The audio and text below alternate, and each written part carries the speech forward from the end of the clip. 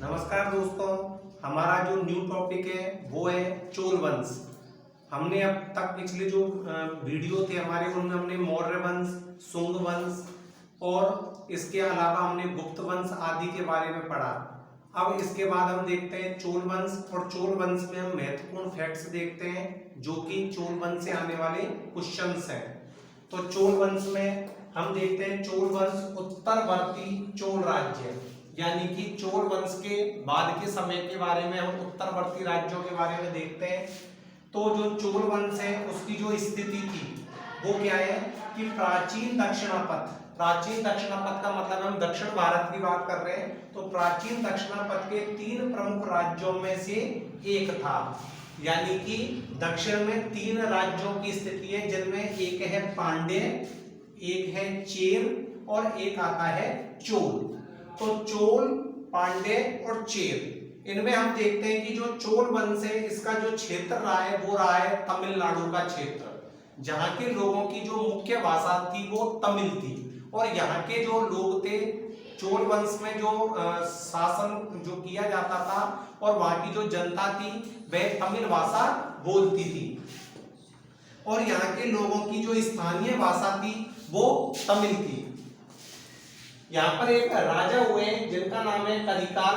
तो कलिकाल चोल वंश का एक राजा हुआ जिसने पुहार या पुगार, यानी कि जिसने पुहार या पुगार नगर की नींव डाली, यानी उसने पुहार या पुगार नगर की नींव डाली। और चोल राजराज प्रथम, इसका एक जो सबसे महत्वपूर्ण शक्तिशाली शासक था उसका नाम था चोल राजराज प्रथम। तो चोल राजराज प्रथम ने अपनी राजधानी तंजौर में, जो उसकी राजधानी थी तंजौर, उसमें इसने भगवान शिव को समर्पित, यानी कि भगवान शिव को समर्पित करते हुए एक मंदिर जिसका नाम क्या था, राजराजेश्वर मंदिर, यानी कि राजराज प्रथम ने राजराजेश्वर मंदिर, जिसे बृहदेश्वर मंदिर के नाम से भी जाना जाता है, का निर्माण करवाया, जिसे हम बृहदेश्वर मंदिर भी कहते हैं, जिसे हम बृहदेश्वर मंदिर भी कहते हैं।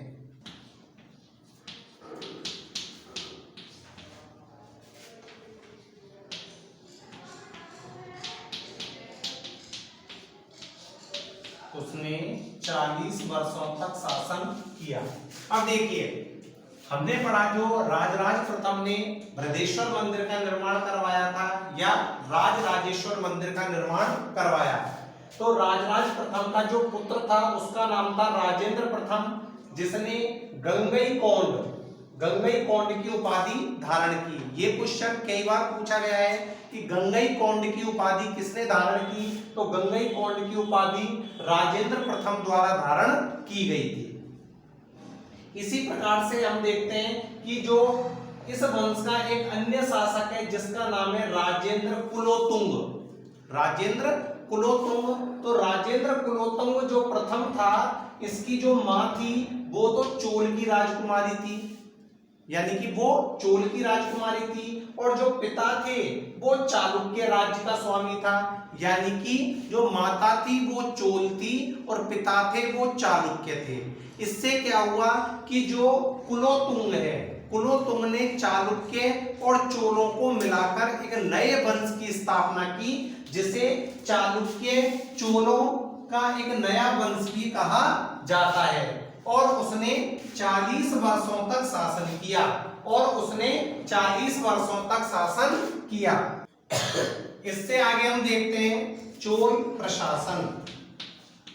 हमारा अब जो न्यू टॉपिक आता है इसमें सब टॉपिक, उसका नाम है चोल प्रशासन। तो देखिए चोल प्रशासन में क्या है कि जो चोल प्रशासन था वो ग्राम पंचायत प्रणाली पर आधारित था। चोल प्रशासन ग्राम पंचायत प्रणाली पर आधारित था। ग्राम पंचायत प्रणाली पर आधारित था।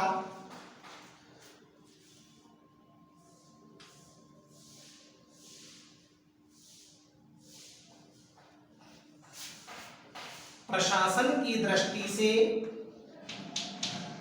प्रशासन की दृष्टि से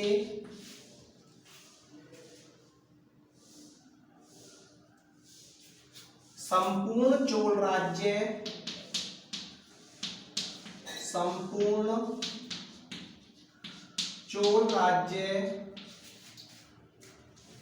छह प्रांतों में, चोल राज्य 6 प्रांतों में बटा हुआ था। तो हमने ये पढ़ा कि जो राजेंद्र प्रथम का पुत्र था, यानी कि राजराज प्रथम का जो पुत्र था राजेंद्र प्रथम, उसने गंगईकोंड की उपाधि धारण की थी। और इसके साथ ही हमने पढ़ा कि जो राजेंद्र कुलोत्तुंग है, तो राजेंद्र कुलोत्तुंग की जो मां थी वो चोल की राजकुमारी थी, और जो इसके पिता थे वो चालुक्य वंश के स्वामी थे। तो इसके द्वारा एक नए वंश की स्थापना की गई, जिसे चालुक्य चोल नाम से एक नए वंश की स्थापना हुई, जिसने लगभग 40 वर्षों तक शासन किया। अब चोल प्रशासन में हम पढ़ते हैं कि जो चोलकालीन प्रशासन था वह ग्राम पंचायत प्रणाली पर आधारित था, और ग्राम पंचायत प्रणाली पर आधारित होने के साथ ही प्रशासन की दृष्टि से इसका मतलब है कि संपूर्ण राज्य को अच्छे ढंग से सुचारू रूप से चलाए रखने के लिए संपूर्ण चोल राज्य को 6 प्रांतों में बांटा गया था, या यह बटा हुआ था, जिनको मंडलम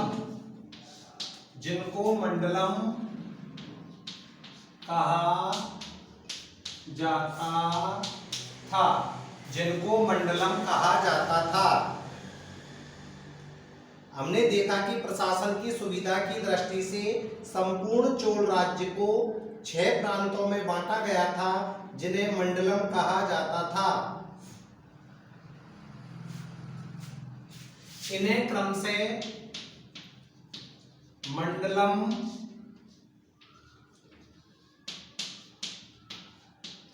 कोट्टम,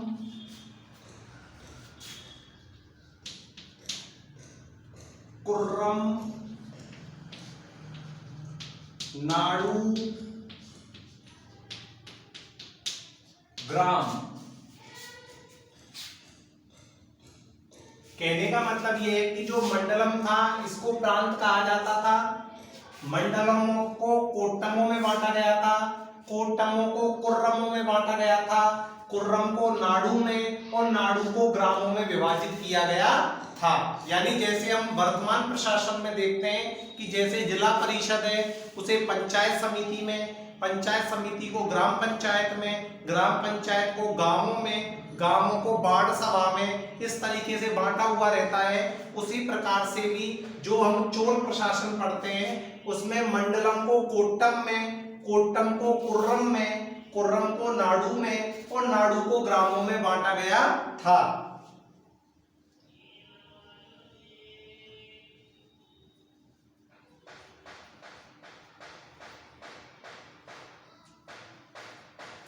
गांवों के प्रतिनिधि, गांवों के प्रतिनिधि,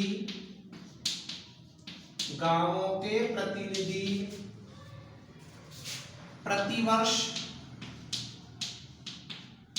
प्रतिवर्ष निर्वाचित होते थे, प्रतिनिधि प्रतिवर्ष निर्वाचित होते थे, निर्वाचित होते थे, प्रतिवर्ष निर्वाचित होते थे।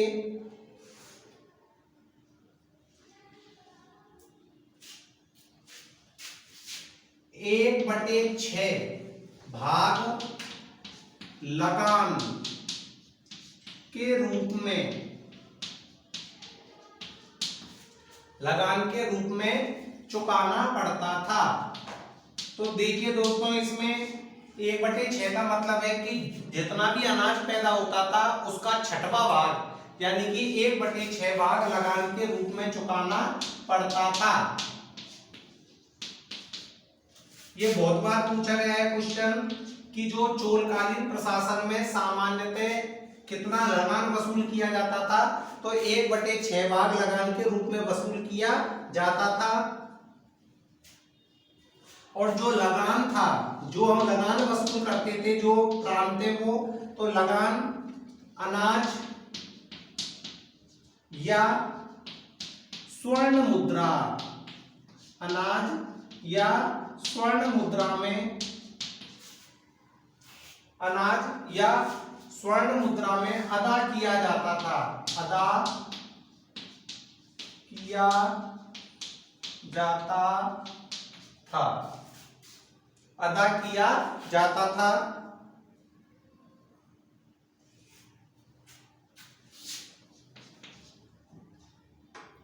इस काल में, इस काल में सोने का एक सिक्का प्रचलित था, सोने का सिक्का प्रचलित, जिसे क्या कहते थे दोस्तों, इस काल में सोने का एक सिक्का प्रचलित था जिसे कासू कहा जाता था, जिसे कासू कहा जाता था। तो हमने महत्वपूर्ण रूप से एक बात सीखी कि जो चोलकालीन प्रशासन है वो ग्राम पंचायत पर आधारित था। इसके जो प्रतिनिधि होते थे वो प्रतिवर्ष निर्वाचित किए जाते थे। इन्हें प्रशासन की दृष्टि से 6 भागों में बांटा गया था, जिसे मंडलम कहा गया था। और जो मंडलम है, उस मंडलम को कोट्टम, कुर्रम, नाडु और ग्राम में विभाजित किया गया था। लगान 1/6 सामान्यतः 6वां भाग लगान के रूप में वसूल किया जाता था, और लगान या तो अनाज के रूप में या स्वर्ण मुद्रा के रूप में दिया जाता था। अब जो चोलकालीन प्रशासन में एक सिक्का चलता था सोने का, जिसे कासू के नाम से जाना जाता था, जो 16 औंस, जो 16 औंस का होता था, जो 16 औंस का होता था, यानी इसका जो वजन है वो 16 औंस का होता था। और जो चोल वंशीय शासक थे उन्होंने बड़ी बड़ी सिंचाई परियोजनाएं, उन्होंने बड़ी बड़ी सिंचाई परियोजनाएं, उन्होंने बड़ी बड़ी सिंचाई परियोजनाएं पूरी की, बड़ी बड़ी सिंचाई परियोजनाएं पूरी की, बड़ी बड़ी सिंचाई परियोजनाएं पूरी की। अब है चोल कला, और चोल कला में हम देखते हैं कि चोलों ने पल्लवों की स्थापत्य कला को आगे बढ़ाया, स्थापत्य कला को आगे बढ़ाया। तो हम देखते हैं कि जो चोल कला है उसमें जो पल्लवों द्वारा जो कला थी उसको आगे बढ़ाया गया। अब जो चोल कला में जो भी मंदिर बनाए गए थे लगभग द्रविड़म शैली में बनाए गए थे, द्रविड़ शैली। तो चोलकालीन द्रविड़ शैली की प्रमुख विशेषताएं निम्न हैं। चोल कला की द्रविड़ शैली की विशेषताएं निम्न हैं।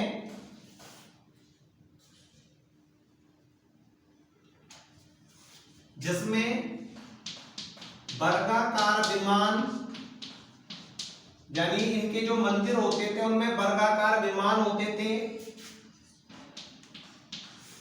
मंडप होते थे, वर्गाकार विमान होते थे, मंडप होते थे।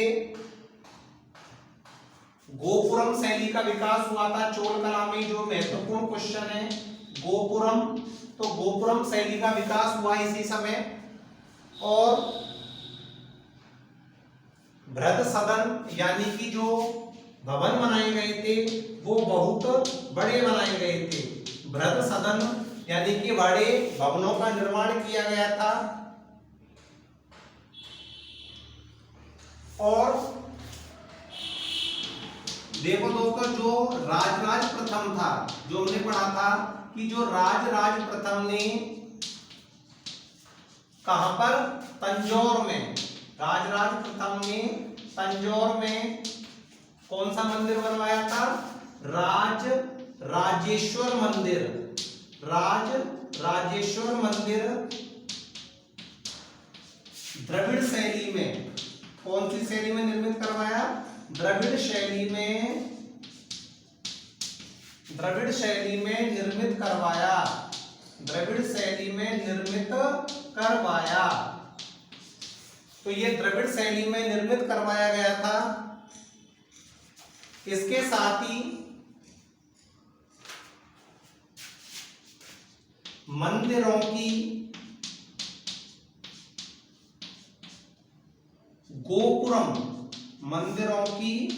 गोपुरम शैली का विकास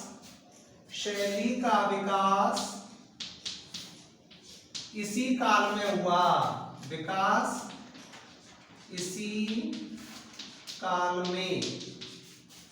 तो हम देखते हैं कि मंदिरों की गोपुरम शैली का विकास इसी काल में हुआ था।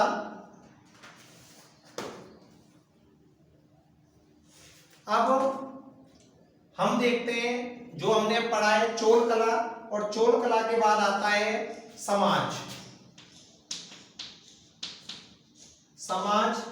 तो समाज में हम देखते हैं कि ये जो चोल थे, इनका जो धर्म था, यानी कि ये कौन से धर्म को अपनाते थे? तो ये शैव थे। और शैव का अर्थ क्या होता है? जो शिव के उपासक होते हैं। तो ये शैव थे।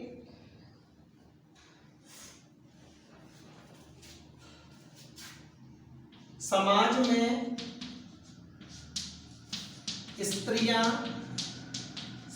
में स्त्रियां संपत्ति की स्वामी हुआ करती थी। इसका अर्थ यह है कि चोल जो प्रशासन है, जो चोल समय था, उसमें महिलाओं को उच्च स्थान प्राप्त था, हुआ करती थी। यानी कि महिलाओं को उच्च स्थान प्रदान किया गया था। और इस समय दास व